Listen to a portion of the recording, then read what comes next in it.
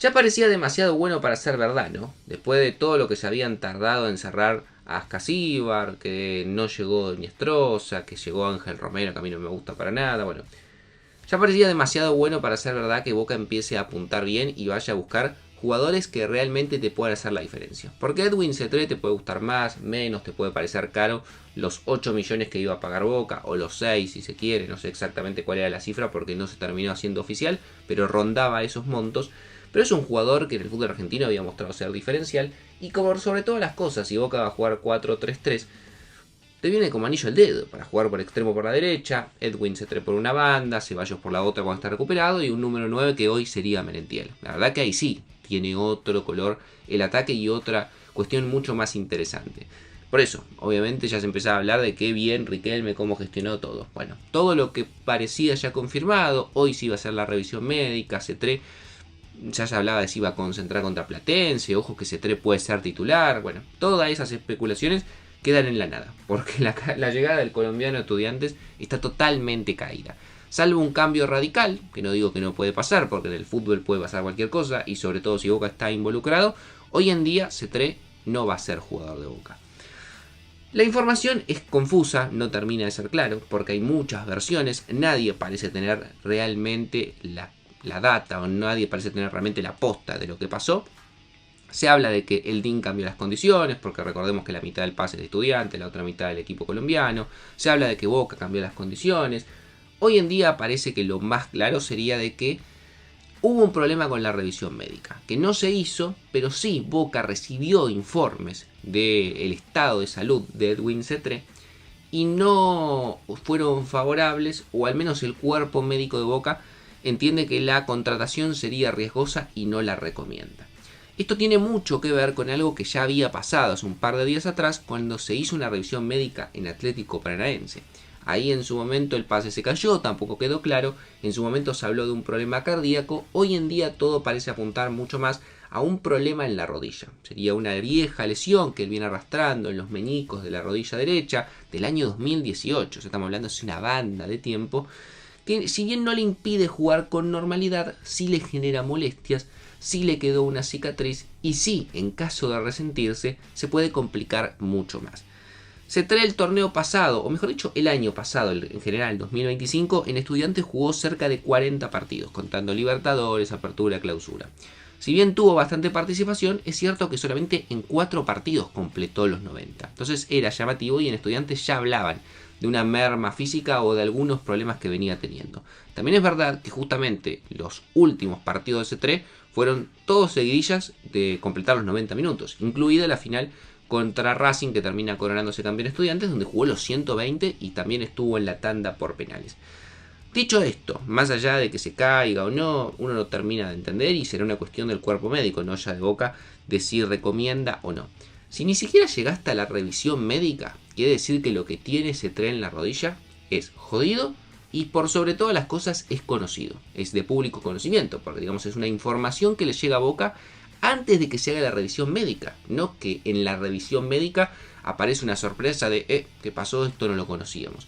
Mi pregunta es, si Cetré se hizo una revisión médica hace 10 días en Atlético Paranaense y la operación se cayó porque no pasó la revisión médica por estos informes del problema que tiene en la rodilla, y vos lo vas a buscar igual, quiere decir que vos sabés del problema que tiene, o quiere decir que vos deberías saber del problema que tiene, y así todo decidís contratarlo y asumir el riesgo, entendiendo que el jugador en Estudiantes jugó bastante el año pasado, que no le impide jugar con normalidad y digamos que te arriesgás a que en algún momento se pueda resentir y la lesión se pueda complicar.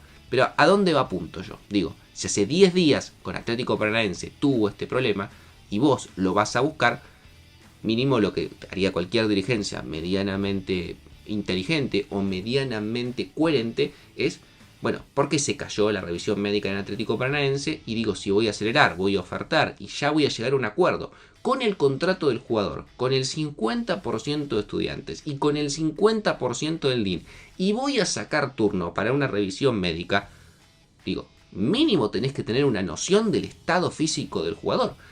Porque yo te puedo tomar que si hoy se hacía la revisión y saltaba este problema, bueno, Boca no tenía ni idea.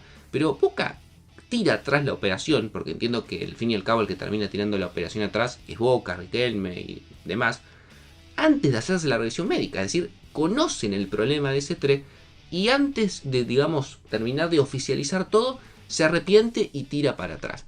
Algunos dicen que es una estrategia de Boca, una estrategia para bajarle el precio a C3, entendiendo de que, bueno, está lesionado, quiero pagar menos, o intentar de alguna forma negociar solamente con estudiantes. Bueno, no sé si será la estrategia o no. Boca no tiene mucho tiempo porque el plazo para incorporar termina el miércoles que viene, o sea que tendría una semana para encontrar un jugador, ponerse de acuerdo con el contrato, ponerse de acuerdo con el equipo y traerlo. No sé cuántas opciones hay, digo, con lo que le costó cerrar un refuerzo, no está como para hacer malabares. Y si definitivamente se cae lo de C3, me parece que es una pésima gestión de Boca nuevamente, una pésima gestión de Riquelme.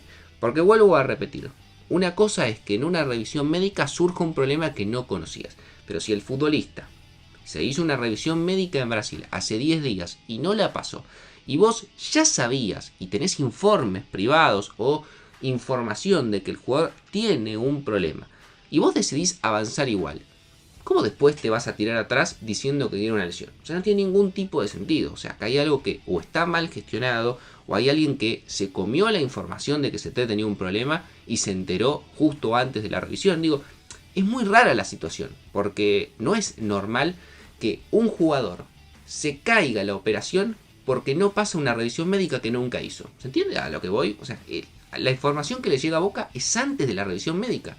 ¿Cómo es que no tenían esos papeles, esos estudios médicos cuando hicieron toda la negociación, sabiendo que justamente hace nada, 10 días, 2 semanas, no sé exactamente el plazo, no había firmado con Atlético Paranaense cuando tenía todo acordado porque no pasó la revisión médica? Digo, es una más de no sé cuántas ya, de pésimas gestiones para mí por parte de esta dirigencia, y un problema grande para Boca, porque Boca viene de perder con Vélez, de perder con Estudiantes, de jugar un desastre de visitante, que le cuesta horrores generar, y necesitaba un futbolista como C3, un jugador que en el fútbol argentino está probado, un jugador que te puede marcar la diferencia, que tiene 1 contra 1, un jugador que en los partidos importantes siempre ha demostrado.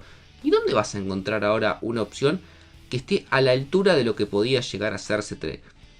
La verdad que no la veo. O sea, no veo opciones así en el mercado con tanta facilidad. Obviamente, bueno, Boca va a tener que salir con la billetera en la mano y pagar lo que le pidan. Pero digo, se le cayó Inestrosa cuando lo tenía prácticamente confirmado. Se le cae ahora C3 cuando estaba prácticamente también cerrado. Otro más de estas cuestiones que son difíciles de entender y que para mí hacen de no solamente este mercado, sino un manejo dirigencial que nada, como siempre está en el debe y termina perjudicando al equipo.